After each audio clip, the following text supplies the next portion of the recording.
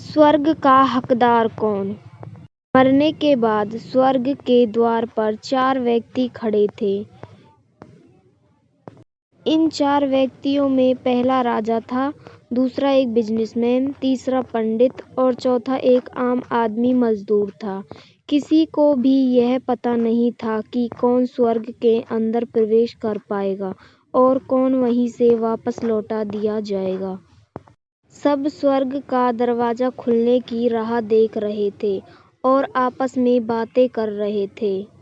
जैसे कि राजा को मरने से पहले ही आदत थी, उसने अपनी बात सबसे पहले बताई।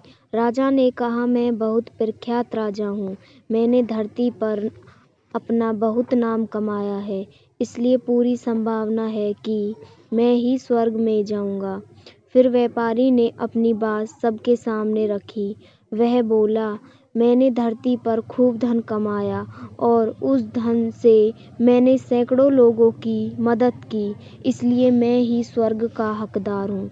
अब बारी थी पंडित की, तो पंडित ने मुंह खोला और सबको यह कहा, चाहे तुम जो सोच लो, लेकिन यह बात तो तय है कि स्वर्ग के दरवाजे खुलेंगे तो मेरे लिए ही। सब जानते हैं कि पंडित दिन रात भगवान को याद करते हैं, इसलिए स्वाभाविक है कि स्वर्ग में पंडित का स्वागत किया जाए। जब सब ने अपना अपना पक्ष रख दिया, तब सबकी नज़र उस मजदूर पर थी जो चुपचाप अपनी नज़रें नीचे झुकाए बिना कुछ बोले वहीं पर खड़ा रहा। स्वर्ग का दरवाजा खुला और वहां पर एक देवदूत आकर खड़ा हो गया। देवदूत के हाथों में एक पुस्तक थी जिसमें इन सभी के कर्मों के बारे में लिखा हुआ था। देवदूत ने सबसे पहले राजा को अपने पास बुलाया और उसको पूछा, मैंने उन्हें कभी भी किसी भी चीज की कमी नहीं होने दी। यह मेरे अच्छे कर्म हैं। देवदूत ने अपनी पुस्तक में देखा और देखने के बाद राजा से कहा, तुम सच बोलते हो। तुमने अपने राज्य की प्रजा को बहुत सुखी रखा था, लेकिन तुमने अपने राज्य की सीमा बढ़ाने के लिए जितने युद्ध किए थे, उन युद्ध की वजह से हजारों सैनिकों ने अपनी जान गंवा दी थी। उन हजारों सैनिकों के परिवार के दुख का कारण तुम बने थे, इसलिए तुम स्वर्ग में नहीं आ सकते। अब बारी थी व्यापारी की। व्यापारी ने जब देवदूत ने पूछा कि तुम्हारे अच्छे कर्म क्या हैं, तब व्यापारी ने उनसे कहा, मैंने सैकड़ों लोगों को खाना खिलाया है, कई आश्रमों में दान किया है, कई निराश्रित लोगों के लिए घर बना कर दिए। यह मेरे अच्छे कर्म हैं। देवदूत ने फिर से अपने पुस्तक में ध्यान से देखा और देखने के बाद व्यापारी से कहा, तुम्हारा कहना भी ठीक है कि तुमने बहुत दान धर्म किया है, लेकिन यह दान धर्म तुमने जिन पैसों से किया है, उन पैसों को कमाने के लिए तुमने न जाने कितने झूठ बोले हैं, कितनी हेराफेरियां की हैं और कितनी मिलावटें की हैं, इसलिए तुम भी स्वर्ग में नहीं आ सकते। जब पंडित ने से यही सवाल किया गया तो पंडित ने बड़े ही आत्मविश्वास के साथ कहा, मैंने गिनत लोगों को ज्ञान दिया है, हजारों यज्ञ और पूजाएं की हैं और दिन रात भगवान का जाप किया है। इससे अच्छे कर्म और क्या हो सकते हैं। देवदूत ने अपनी पुस्तक के अंदर झांक कर देखा और पंडित से कहा, आपने जितने भी लोगों को जो भी ज्ञान दिया है, उन बातों पर खुद कभी अमल किया है?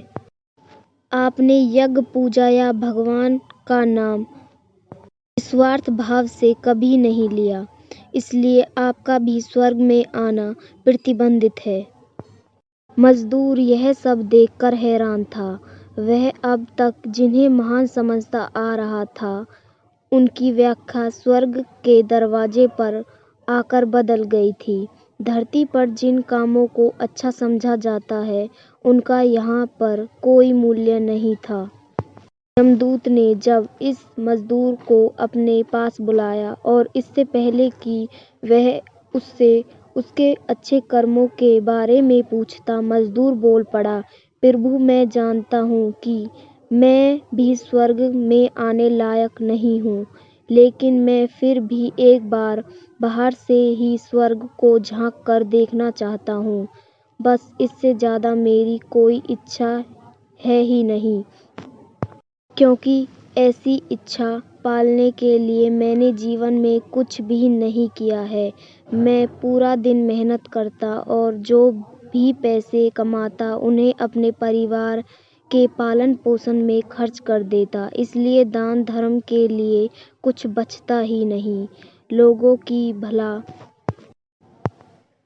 मैं क्या सेवा कर सकता हूँ, क्योंकि काम के बाद जो थोड़ा सा समय मिलता उसको अपने ही बूढ़े माँ बाप की सेवा में बिता देता। और यह सब करने के बाद मैं कभी कभी मंदिर भी चला जाता और भगवान से जैसा भी मुझे दिया है उस जीवन के लिए धन्यवाद कहता।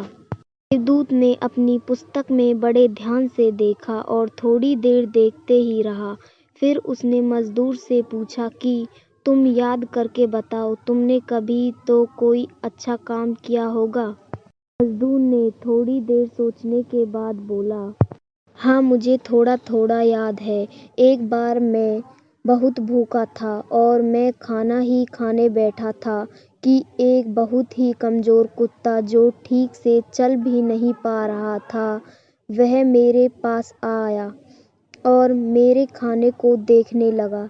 तब मैंने अपनी रोटी उसे खिला दी थी और उस दिन मैं खुद भूखा सोया था। मजदूर की बात सुनने के बाद देवदूत मुस्कुराया और मजदूर को बड़े सम्मान से स्वर्ग के अंदर लेकर गया। दोस्तों, अच्छे कर्म लोभ मोह माया इन सब भाव से आकर नहीं किए जाते और ना ही इन्हें अच्छे कर्मों की श्रेणी में गिना जाता है। निस्वार्थ भाव से किया गया एक ही अच्छा कर्म भी आपके जीवन में सारे पाप धोने की शक्ति रखता है।